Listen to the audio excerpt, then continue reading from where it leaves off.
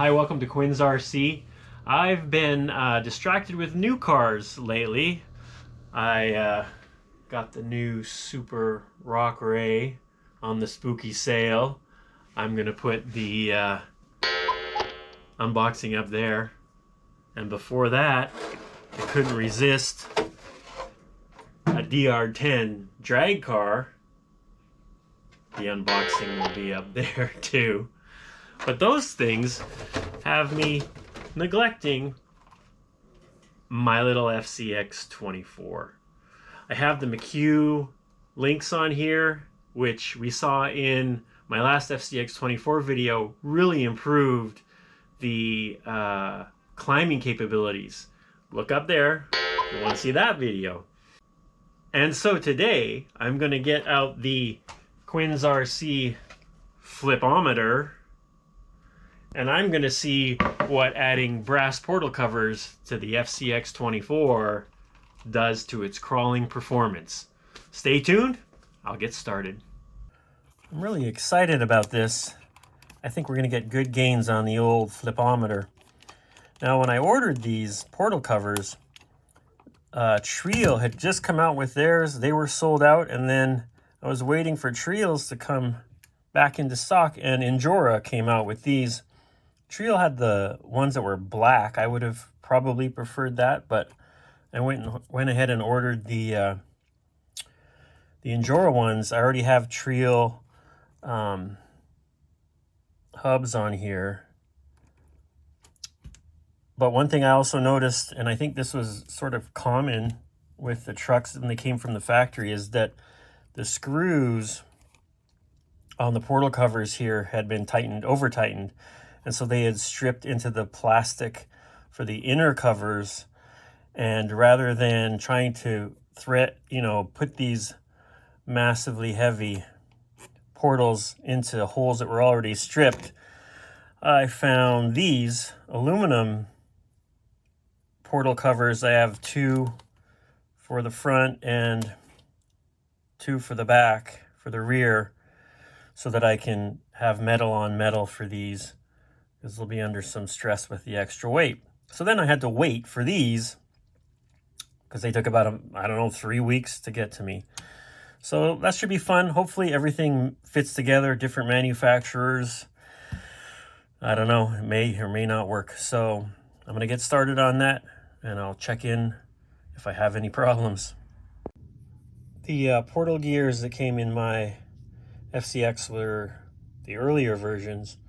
So I have plastic gears in there. While I'm changing out these portal covers, I'll stick in these gears while I'm at it. So these actually went together really well. I was pleasantly surprised. They move really smoothly. This one, it's very smooth, so there's nothing wrong with that, but I think I got a little overzealous with the grease, and turning it has just got a little bit more resistance than the other. So I'm gonna have to open this up and maybe take some grease out. Wish me luck. I've got some Loctite on these. I'm always nervous with these small screws. I got the MIP driver though, so let's see how it goes. That's much better now.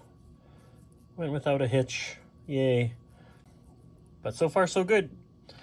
Let's move on to the fronts now. While I'm here, I'm going to install the McHugh steering linkage.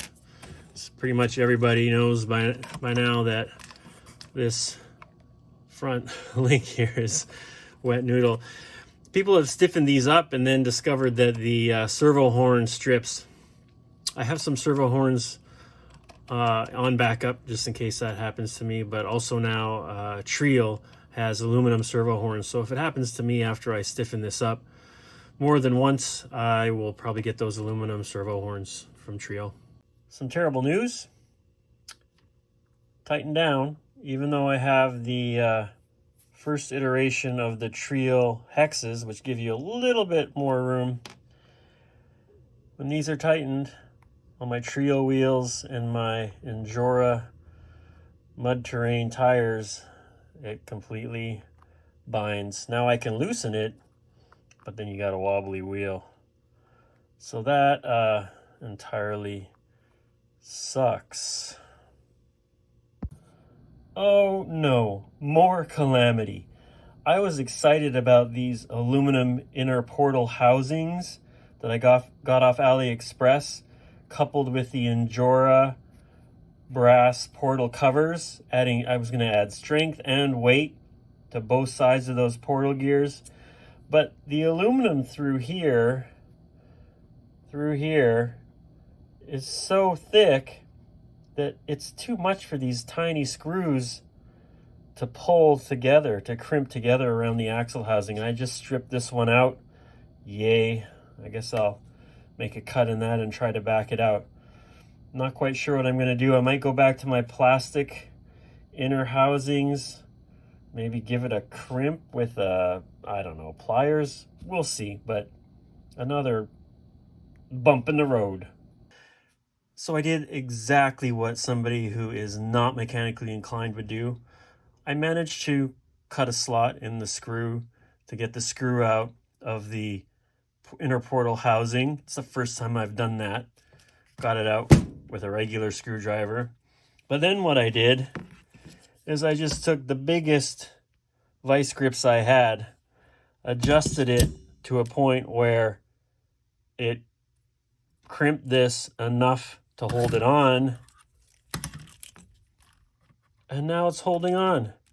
You can see I tightened that screw so tight that it actually cut out a divot in the housing. It was just ridiculous that a little screw was expected to crimp this together. My vice grips did, though. Onwards and upwards. I sort of screwed that up. It's staying on, and it hasn't crushed the axle inside the axle housing. So, wow. Sometimes, I don't know. But it looks like it's gonna work. Jeez.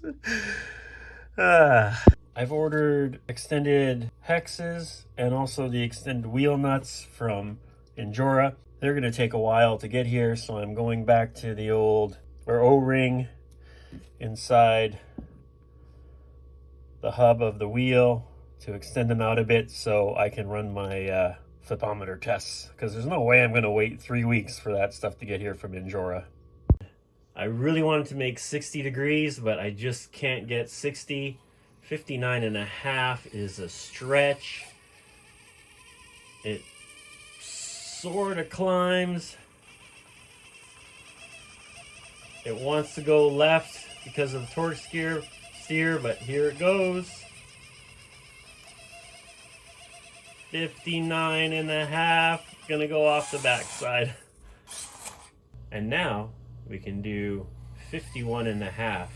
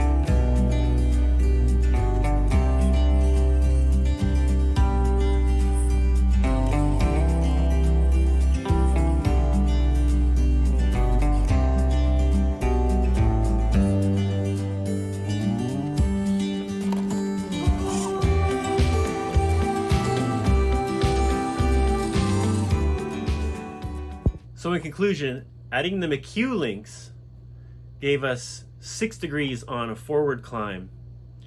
Adding the brass portal covers got us another 2 degrees, so that's a total of 8 degrees with those 2 modifications. On the rear climb, we gained 7 degrees, 7 with the McHugh links, and then we got another 2.5 with the brass portals, which makes sense because it wanted to tip forward. for a total of 9.5 degrees.